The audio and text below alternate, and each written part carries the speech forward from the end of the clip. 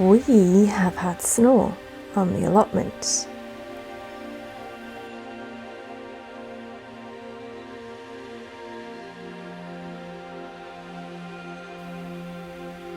Hubert's legs ended up looking creepier than normal in the snow.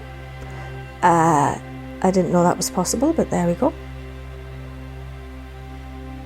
Overall, this is the first time that I've seen the allotment in the snow, and while it looks really beautiful, empty but beautiful, we didn't stay long because frankly it was freezing and I wasn't wearing winter boots or anything like that, so yeah, I couldn't feel my feet very quickly.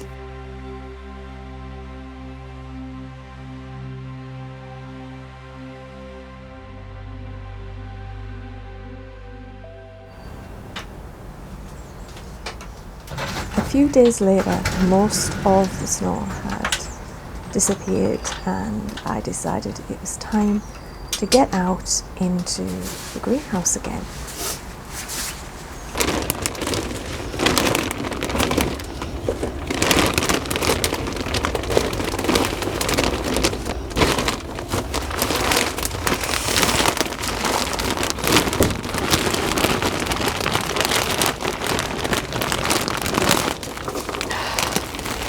So I have found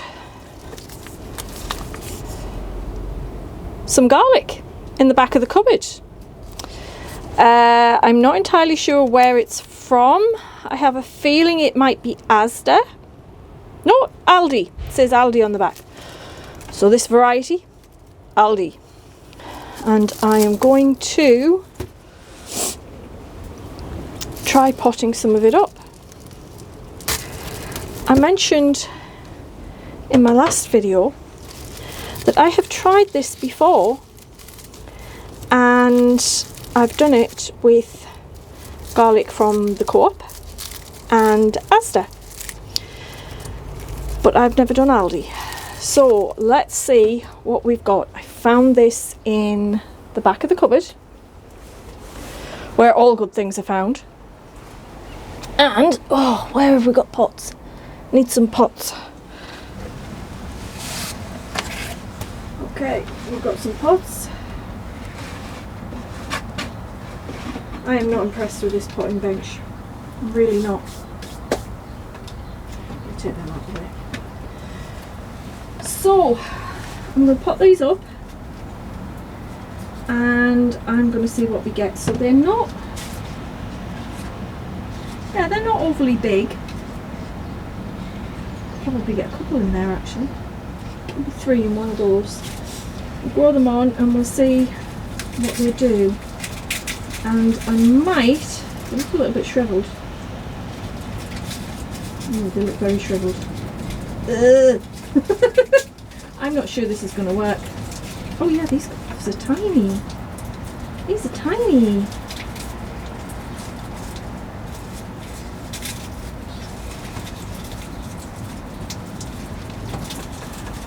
Yeah, tiny and shriveled. So I'm not sure these are going to work. I mean, to be fair, I've just found them in the back of the cupboard, so you know. I don't think the audio's been working. So I've just found these in the back of the cupboard, to be fair, so you know, I'm not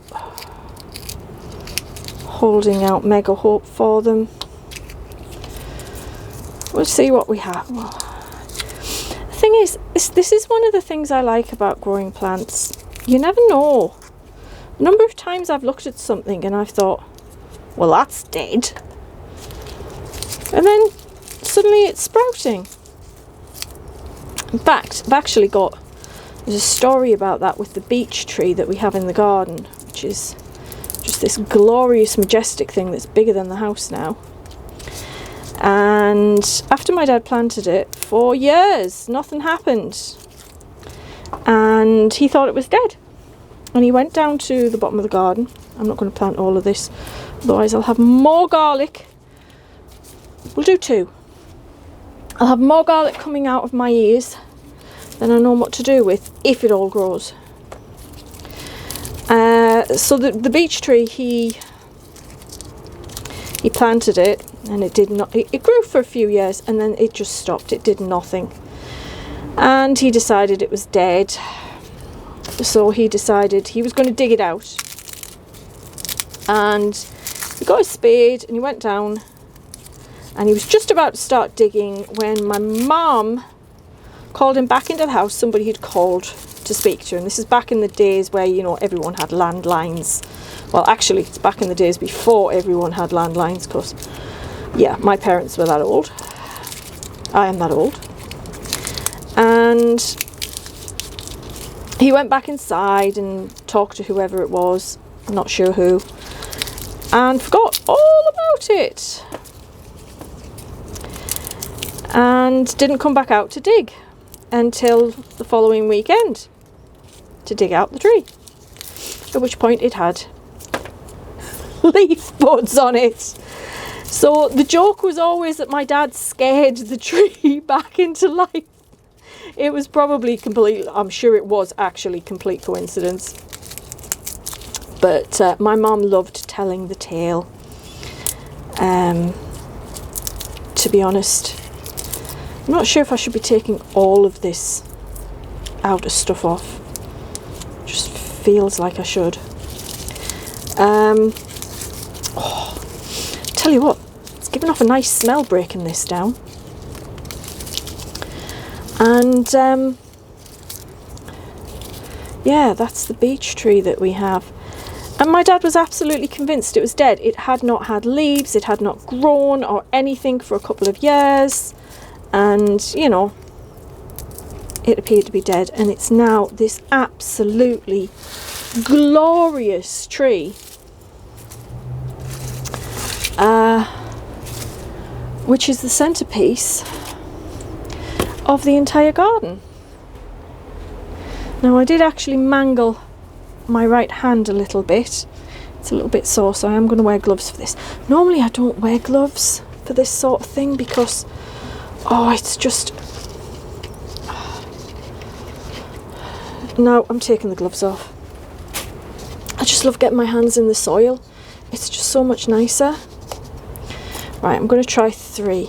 1, you see, 1, 2, 3 in a pot. Try 3 in a pot. Put a little bit more over the top. These are so much smaller than the ones that I planted outside. Next one. Oh, that's nice. Getting my hands in the compost. This is just, it's not special compost or anything. It's just the compost that my husband had lying around. And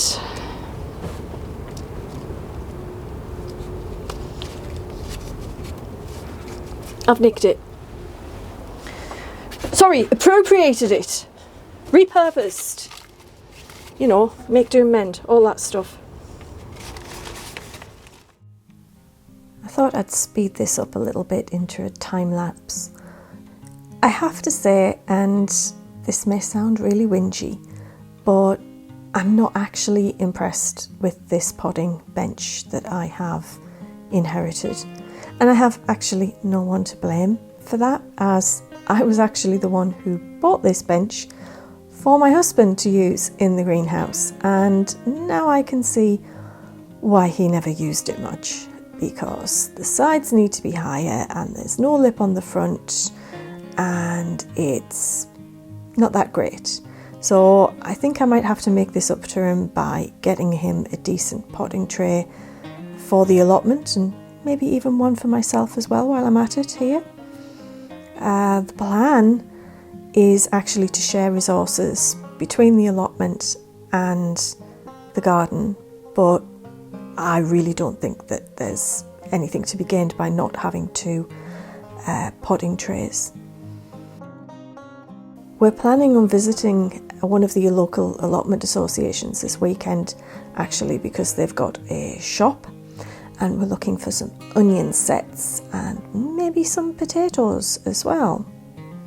I also have my name down for my own allotment, but I'm still waiting, and I've got to admit I am really glad that I have the garden where I can do some stuff in the meantime, because you know it can be really hard to get an allotment, sometimes because the waiting lists are really long, and other times it's because it can be really slow for allotments to be offered to new people even when they've become abandoned, and it's really frustrating, but hey, there's nothing you can do about it, is there?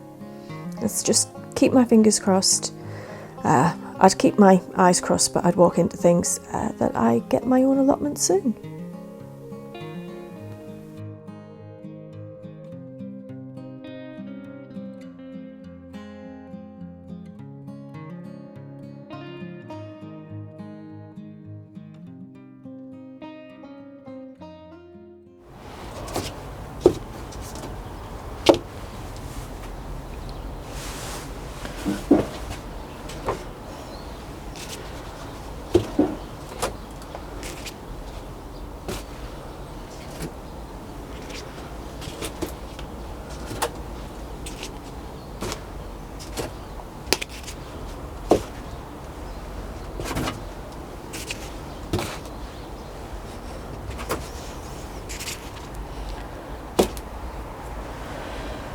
So that is, how many have we got? 1, 2, 3, 4, 5, 6, 7, 8, 9. But the 9th one only has 2 in it. If all of that comes through, I am going to have more garlic than I know what to do with, and it will be fabulous. Right, let's give them a water. And unfortunately, that was pretty much all I managed, because within a few hours of potting up the garlic, I started to come down with one of the winter lurgies, which, you know, I'll spare you the details, but not nice. And I didn't think going out and standing around outside was going to be a good idea when I felt like that. So that's it for this week, and I will see you next week, and hopefully I'll have been able to get a lot more done because the weather will have improved and I won't be feeling so sick. Take care, my friends. Bye.